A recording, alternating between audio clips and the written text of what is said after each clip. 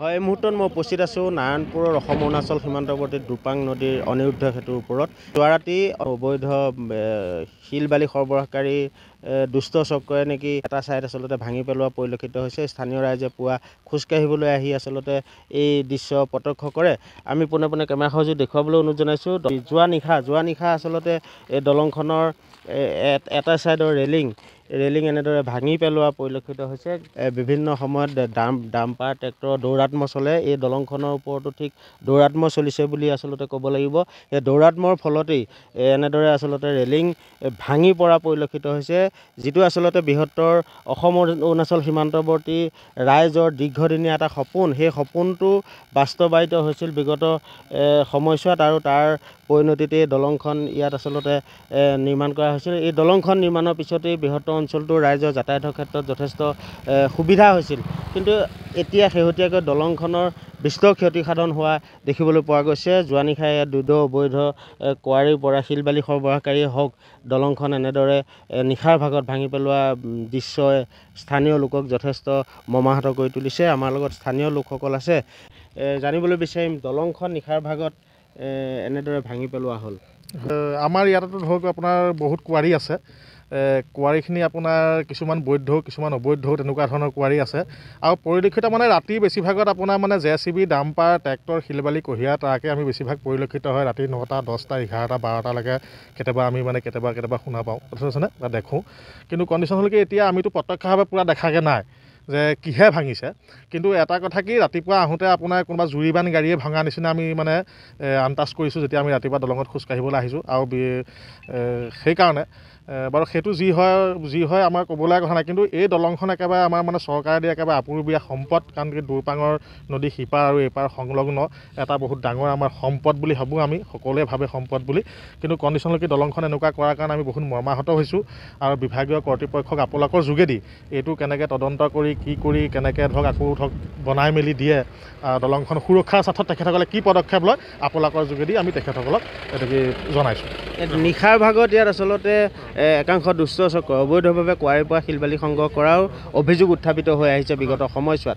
তাৰে পৰিণতি নেকি আচলতে? তেনেকুৱা পৰিণতি আপোনাৰ মানে মই আপোনালোকক কৈছোঁৱে যে অবৈধভাৱে বহুত কোৱাৰী ইয়াত মানে চলে।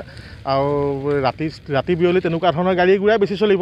কাৰণ কি আপোনাৰ যদি সৰু গাড়ী এখনে আজি ভাঙিলেহেঁতেন দলংখন, হয় গাড়ীখন এক্সিডেণ্ট হৈ ইয়াতে থাকিলেহেঁতেন বা আমি ইয়াতকৈ ভঙা চিনি পালোঁহেঁতেন। কাৰণ যিটো ডাঙৰ খুন্দা এইটো আপোনাৰ মানুহৰ কিবা অনিষ্ট হ'লে মানুহ গোট খালেহেঁতেন। ৰাতি কোনোবা জুৰিবান গাড়ীয়ে ভাঙিছে, ট্ৰেক্টৰ ডাম্পাৰ আপোনাৰ JCB ভিতৰতে ভাঙি মেলি আৰু গুচি গৈছে। আৰু ডিপাৰ্টমেণ্টৰ মানুহৰ খা খবৰ নাই নেকি? ডিপাৰ্টমেণ্টৰ মানুহৰ অহা নাই আজিলৈকে, বা তেনেকৈ আহি পেলাই আমি চোৱা কোনো আমি দৃষ্টিগোচৰ হোৱা নাই। সেইটো আমাৰ লগত আন ব্যক্তিও আছে। নিশাৰ ভাগত দলংখনৰ এটা ৰেলিং ভাঙি থকা দেখিবলৈ পোৱা গৈছে। আপোনালোকে কেনেদৰে প্ৰত্যক্ষ কৰিলে বা কি ক'ব? আমি মানে ৰাতিপুৱা অৱস্থাতে দেখিছোঁ, গতিকে আমি যি সময়ত আমি দেখিছোঁ সেই সময়ত এনেকুৱা এটা অনুভৱ হৈছে যে এইটো নিশ্চয় অকণমান ডাঙৰ প্ৰক্ৰিয়া গাড়ীয়ে হ'ব, মানে কি ডাম্পাৰ বা JCB তাৰপৰা তেনেকুৱা গাড়ীয়ে আমাৰ ভঙা পৰিলক্ষিত হৈছে। গতিকে আমি এতিয়া ভাঙিলেতো ভঙা কামটোতো হৈ গ'ল, গতিকে পৰৱৰ্তী সময়ত বিভাগীয় কৰ্তৃপক্ষই মেৰামতি দলংখন পুনৰ আগৰ অৱস্থা কৰি দিয়াৰ বিষয়ে আমি স্থানীয় প্ৰশাসনক বা বিভাগীয় নিশাৰ ভাগত অবৈধ কোৱাৰীৰ যি শিল বালি সংগ্ৰহ, তাৰ পৰিণতিতে এনেকুৱা ঘটনা ঘটিব পাৰে। এনেকুৱা হয় ইয়াত মানে বিভিন্ন জেগাৰ পৰা ডাম্পাৰবিলাক আহে, নিশা বিভিন্ন জেগাত মাল চাল পেলায়।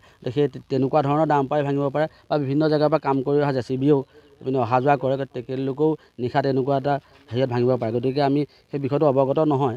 গতিকে গতিকে আমি এইটোৱে ভাবিছোঁ যে আপোনালোকৰ যোগেদি যে বিষয়ববীয়াসকলক আমি ভগা অংশটো মেৰামতি কৰি আগৰ দৰে পুনৰ দলংখন এটা পৰিৱেশ সৃষ্টি কৰি দিয়া, সেই বিষয়টো আমি অৱগত কৰিছোঁ। কি ক'ব, এই নদীখনত বিভিন্ন সময়ত আচলতে অবৈধ শিল বালি সৰবৰাহৰ এটা অপবাদ আছে, আৰু তাৰ পৰিণতিত এই ঘটনা ঘটিছে নেকি? আচলতে তেনেকুৱাই হ'ব। JCB আৰু ডাম্পাৰ, JCBয়ে মনহে লাগিছে বা JCB বা ডাম্পাৰে। আৰু এইটো বিভাগত এইটো হেৰিয়াত আপোনাৰ এনেকৈ যদি আমি এনেকৈ আপোনাৰ মিডিয়াৰ আগত যদি কথা কওঁ, আমাৰ ওপৰত কেছ লগাই দিয়ে। দলংখন তেনেকৈ ভাঙি দিছে, ৰদ গোটেই ওলাই আছে। এইফালে গাত আপোনাৰ নিজে ফটোৱে ক'ব, মই নকওঁ, ফটোৱে ক'ব, আপোনাৰ দেখিবই।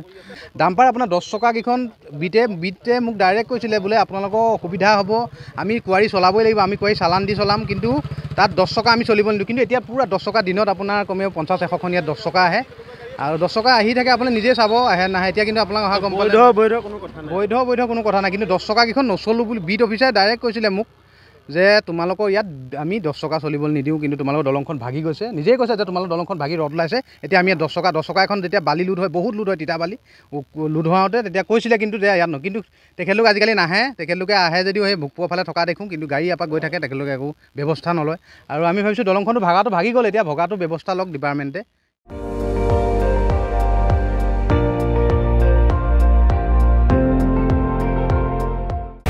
আপুনি চাই আছে ND24, সৰ্বশ্ৰেষ্ঠ নহয় সৰ্বোত্তমৰ দৌৰা।